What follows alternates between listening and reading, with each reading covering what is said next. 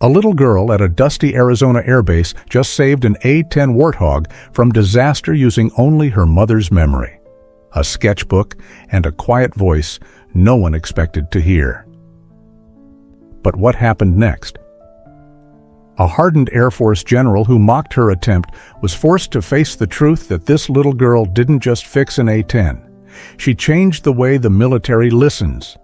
This heartwarming story of how a child's courage and a secondhand lesson prevented a potential tragedy will stay with you long after it ends.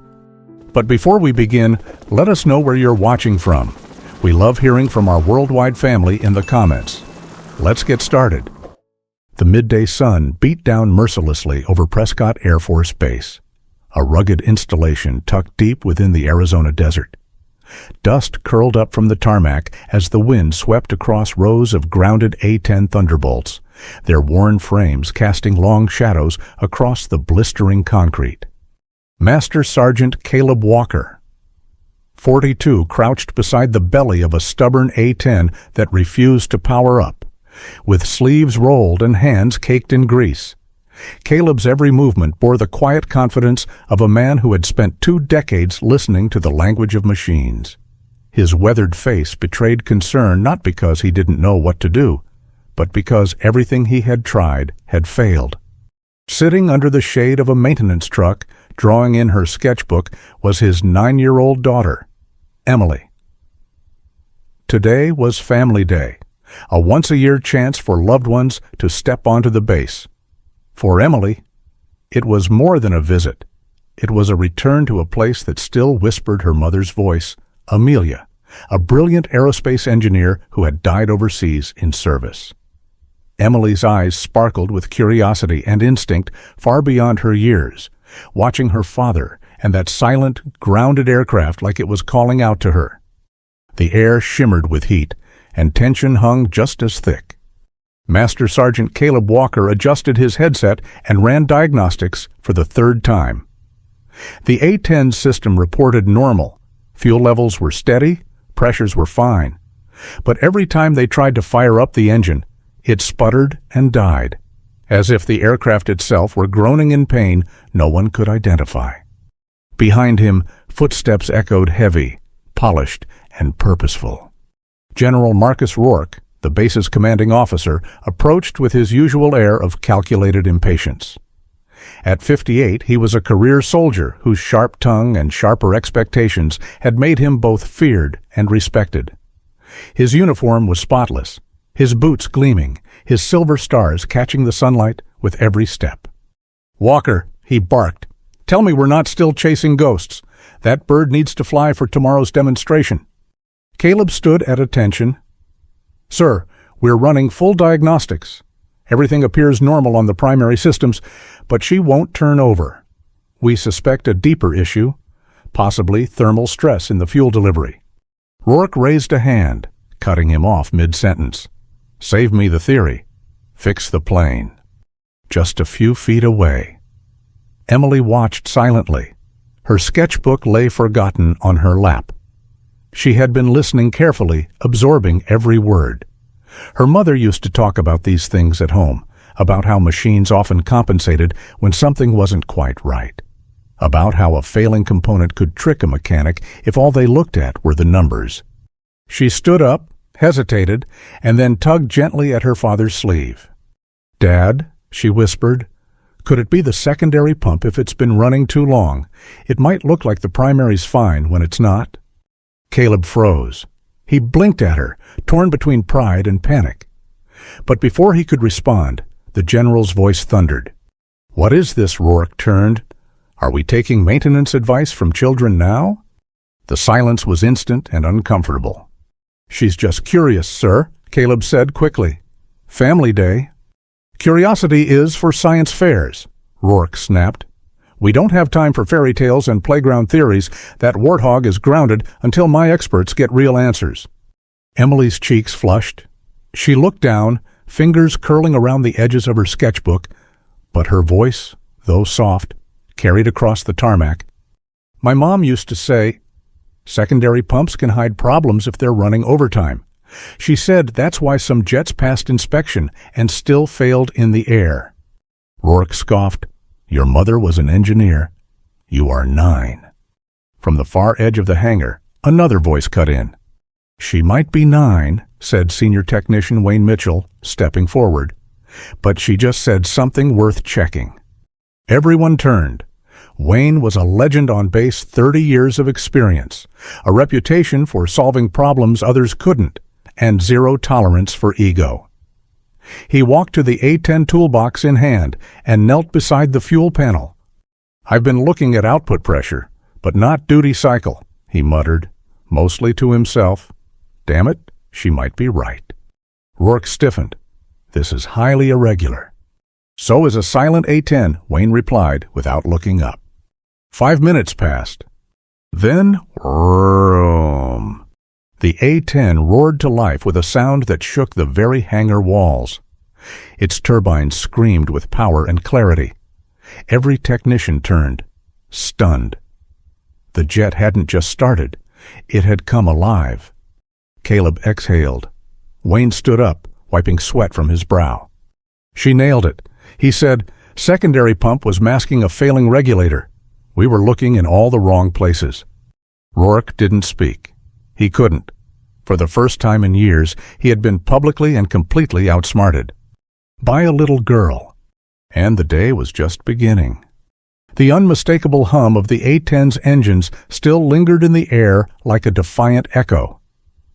Everyone on the tarmac was stunned not just by the sound, but by what it represented.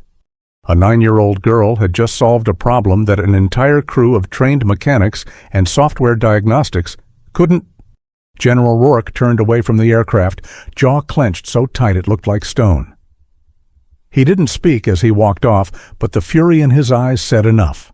His authority had been undercut in front of half the base, and by a child no less. Inside the operations building, phones were already ringing. 15 minutes after the jet started, a call came in from the Pentagon, not just any office, but the Defense Aviation Safety Division. Word had spread fast. They wanted a full diagnostic report immediately. Meanwhile, Senior Technician Wayne Mitchell was poring over the data. What he found made his stomach churn. Caleb, he called over, voice low and tense. You better see this. Caleb jogged over, Emily trailing behind him. This isn't just a one-off issue, Wayne said, gesturing at the screen. The pump's been compensating for nearly 3 weeks. If she hadn't caught it, this bird would have gone up in smoke. Mid-flight. Caleb looked down at Emily, her eyes wide but steady. You just saved a pilot's life, he whispered. And then the unthinkable happened. Wayne pulled up the maintenance logs for the rest of the squadron. Of the 12 A-10s currently stationed at Prescott, 7 showed similar anomalies. 3 had secondary pumps nearing failure. 1 had flown a VIP demonstration flight just the day before. That jet had carried 2 Pentagon officials and a test pilot. Caleb's throat tightened. We almost had a disaster, and no one saw it coming. Wayne nodded grimly, until she did. An hour later, Colonel Teresa Nash, head of flight operations at the Regional Command, arrived by helicopter. Known for her calm under pressure and brutal honesty, she didn't waste time. I need the full story, she said, looking directly at Caleb, and I want to speak to the one who found the issue. Caleb hesitated. Ma'am? That would be my daughter. Colonel Nash blinked. Your daughter. Emily stepped forward. She was small, wearing an oversized baseball cap and a grease-stained T-shirt, but her posture was confident, her voice quiet yet unwavering. I just remembered something my mom taught me. She said simply, if everything looks normal, but something feels wrong, you look at what's working too hard. The colonel crouched down, her expression unreadable. And your mom. She used to be a systems engineer, Emily replied. She helped redesign parts of the A-10 fuel array before she died in Kabul. Silence fell. Nash stood up slowly. I read some of Amelia Walker's papers. Brilliant work, ahead of her time. She turned to Rourke, who had returned but remained distant and silent. "This girl," she said, "may have just exposed a blind spot in our entire inspection protocol. We'll need to ground the full squadron for re-evaluation." Rourke flinched. "You're suggesting we halt operations because of a child's observation?" Nash's stare was ice cold. "No. I'm saying we act because her intuition was sharper than your diagnostics." Behind them, the maintenance crew stood silently. Every one of them had seen what Emily had done, what she had caught. They weren't just impressed. They were changed. Later that afternoon, the sun dipped lower over Prescott Air Force Base, casting long shadows across the flight line. But the real shadow was hanging over General Marcus Rourke, who stood alone in the observation room, staring out at a row of grounded A-10s. 7 of them were now tagged for emergency inspection following the anomaly discovered by a 9-year-old girl. His mind replayed the moment again and again. Her voice, her certainty, the way the jet had thundered to life seconds after her insight was taken seriously. He couldn't ignore it, and worse yet, he couldn't explain it. Not with rank, not with years of service. It had rattled something in him he didn't want to admit. Pride had nearly cost lives. Meanwhile, Emily sat quietly in the operations center, surrounded by technicians who had begun to ask her questions, not out of novelty, but out of respect. Wayne Mitchell guided her through the diagnostic terminal, and to their surprise, she understood almost instinctively how to read system stress patterns. Not because she had been trained, but because she had listened. "Your mom really taught you all this?" one young tech asked. Emily nodded. "She used to say machines talk to you if you stop looking at the screens long enough to hear them." The room fell silent. That line hit deeper than any technical manual could. At that moment, Colonel Nash returned with a Pentagon liaison via secure video link. The man on the screen looked up from a file. "Is this the girl?" he asked. Emily glanced nervously at Caleb, who offered her a reassuring nod. "Yes, sir," she replied. "I've read through the maintenance logs." Her observation potentially averted a multi-aircraft failure, possibly even prevented fatalities. "We're launching a review of inspection protocols based on this." General Rourke entered the room quietly. He had removed his cap, and for the first time in years, he looked uncertain. "Miss Walker," he said slowly, voice rough from hours of silence. "About earlier? I owe you an apology." Emily blinked. Everyone in the room turned toward him. "You saw what none of us did, and you spoke up, even when someone like me tried to shut you down.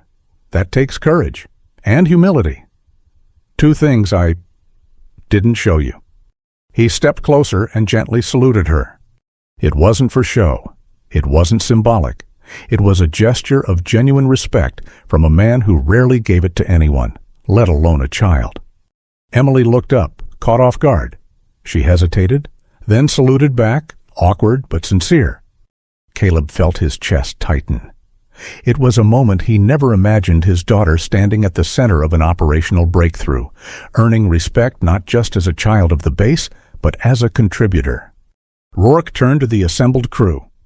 "I've spent years preaching protocol, but today reminded me why instinct, curiosity, and listening matter just as much. Sometimes the solution doesn't come from rank or reports.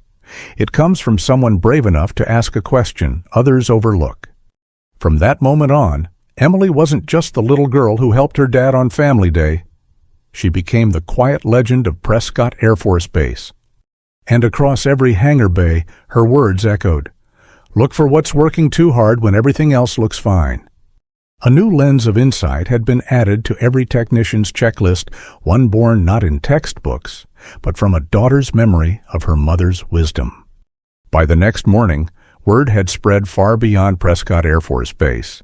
News of a little girl who spotted a critical aircraft flaw had made its way from the hangars to the Pentagon and now to national media. The maintenance crews were no longer whispering. They spoke openly now, with a mix of admiration and disbelief. She saw what the diagnostics didn't. Her mom's legacy lives through her. How did a child catch what we missed? Inside the base's command center, Colonel Teresa Nash was on a secure call with Dr. Gregory Stanton, head of the Air Force's Aviation Safety Research Division. "We've confirmed it," she said. Emily Walker's insight led to the discovery of a failure mode we haven't accounted for in 18 years. And based on her late mother's publications, it's clear the issue could affect more than just A-10s. Stanton exhaled. "Then we're looking at a systemic vulnerability." "Yes, and a 9-year-old just closed the gap." Meanwhile, Emily sat with her dad in the officer's lounge, legs swinging from the chair, her sketchbook open on the table beside a half-finished juice box. Caleb was quiet. He'd been silent most of the morning, watching, listening, absorbing what the past 24 hours had meant. His daughter had gone from an observer to a protector. He wasn't just proud. He was overwhelmed. A gentle knock interrupted them. The door opened, and in walked General Rourke this time, without his usual entourage, without the commanding swagger. "Can I sit?" he asked. Caleb nodded cautiously. The general took a seat beside Emily, removing a folded piece of paper from his breast pocket. "This came from the Pentagon this morning," he said, sliding it across the table. "It's an invitation, not an order, not a demand, just an opportunity." Emily looked at the letter. She didn't understand every word, but the logo at the top, an eagle clutching lightning bolts, made her eyes widen. "What is it?" she asked. Rourke leaned forward, elbows on his knees. "There's a program called Phoenix Watch. It's part of an advanced aerospace initiative designed to bring in voices that think differently.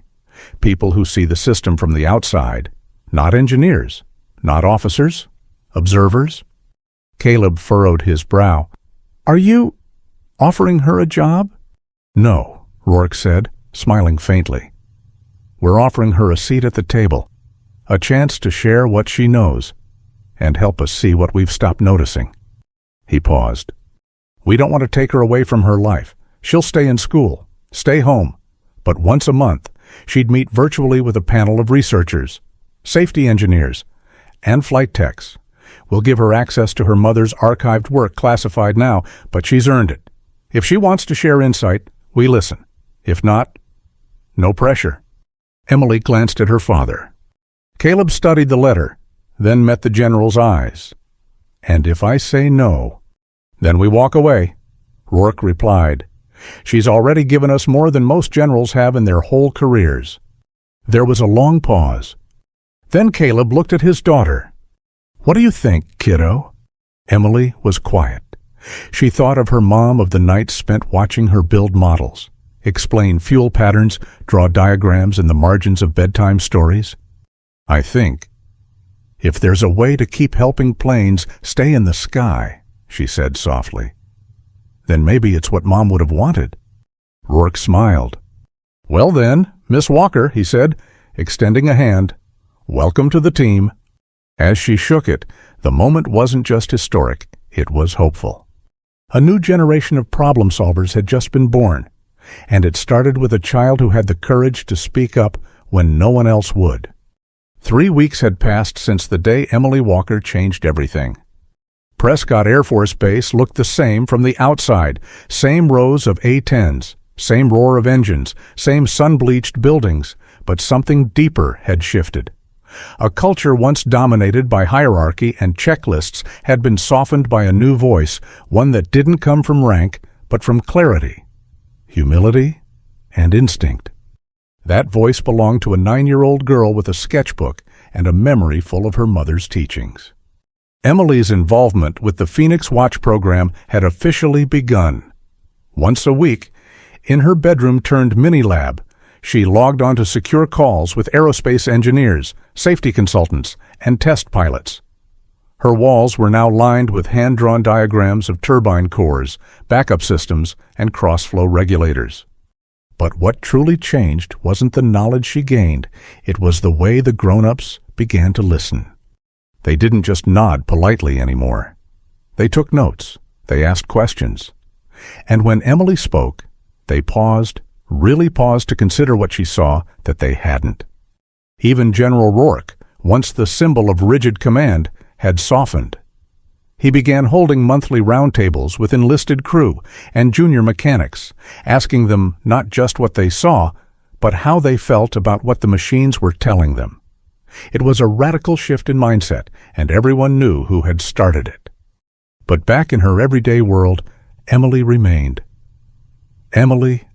She still fed the neighbor's cat, still groaned at broccoli, still drew dragons in the corners of her math homework.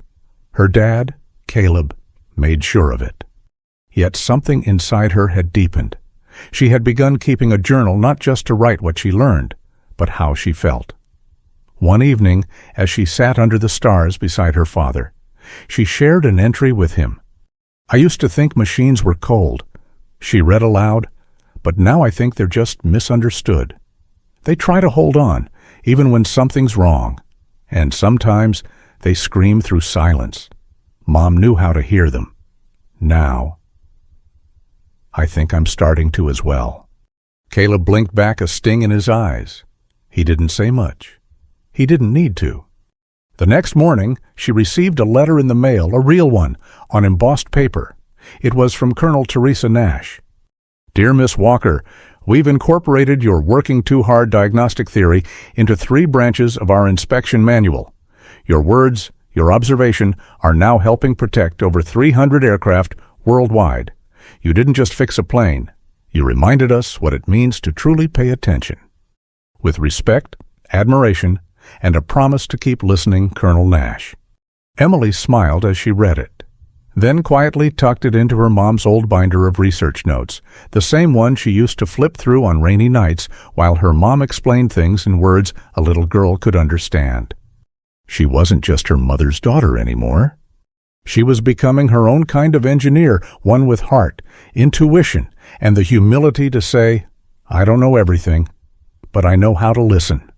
At Prescott, they started calling it the Walker Method, a new layer of diagnostics born not from a lab, but from the love between a daughter and her late mother. And though Emily never asked for recognition, the effect of her presence was unmistakable. Planes flew safer, people worked better, leaders listened deeper, and somewhere in the sky, her mom was smiling. It was the first crisp morning of fall when Prescott Air Force Base gathered on the flight line for a rare ceremony. Rows of maintenance crews, pilots, officers, and family members stood in quiet anticipation beneath the rising sun. The base had changed, but not in ways visible on a blueprint. It had changed in the way people communicated, how problems were approached, and how voices, regardless of age or title, were heard. And at the heart of that transformation was one small girl holding a folded speech in her trembling hands. Emily Walker stood next to her father, her long hair tied back with one of her mom's old bandanas. Her boots looked too big, her sleeves too long, but when she stepped forward to the podium, something about her felt ageless. "Hi," she said into the mic, her voice barely above the wind. "My name is Emily. Some of you know me from the day with the A-10. I didn't mean to do anything big. I just remembered something my mom used to say. If something feels off, even if the numbers look fine, look deeper." The crowd was utterly still. She taught me that machines aren't just parts, they're stories. If you listen closely, they'll tell you what hurts. And I guess that's what I did. She paused, took a breath, and glanced at her father, who nodded gently. "I'm not a mechanic. I'm not a pilot. I'm just a girl who loved her mom and wanted to help my dad. But maybe that's enough. Maybe that's how we all help, by caring enough to ask a question or say something, even if we're scared." As she stepped back, the silence gave way to applause, not the polite kind, but the thundering kind that made people choke back tears. Even General Rourke, standing rigid in the front row, found himself blinking faster than usual. When the crowd settled, Colonel Teresa Nash approached the mic. "Today," she said, "we dedicate Bay 4, the very hangar where Emily first made her observation, in honor of Lieutenant Amelia Walker. Her contributions saved lives, but it was her daughter who ensured her wisdom wouldn't be forgotten." A metal plaque was unveiled, glinting in the morning light. "The Amelia Walker Maintenance Bay, in honor of legacy, intuition, and the courage to listen. Caleb's hand tightened around his daughter's. Emily stared at the plaque, her eyes misting, not with sadness, but with peace. As the ceremony ended, a pair of A-10s took off into the sky above them, engines thundering in salute. One of them bore a hand-painted emblem beneath the cockpit, a little girl with a headset and a wrench, captioned simply, "The Listener." Emily giggled when she saw it. From that day forward, her story traveled beyond Prescott. Engineering schools referenced the Walker method in lectures.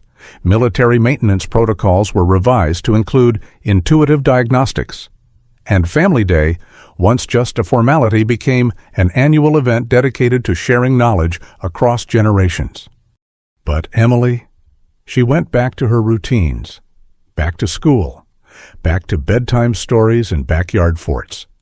Because in her heart, she didn't see herself as special. She just saw a problem that needed to be fixed, and someone needed to care enough to fix it. And that was the real lesson. Sometimes, the greatest breakthroughs come not from authority, or algorithms, or rank, but from a child brave enough to speak up. Prescott Air Force Base. The place where a quiet suggestion from a little girl grounded jets, rewrote protocols, and reminded the military to listen was, at last, settling into the hush of evening. The roar of the A-10s had faded. The ceremony was over. But the impact of that one small voice would echo far beyond the tarmac. It started with a question. It ended with a new way of seeing. And in that space between, a child changed the course of military aviation, forever. The end. Up next, 2 more powerful stories are waiting for you right on your screen. If this one moved you, the next ones will stay with you. Tap to watch. And don't forget to subscribe.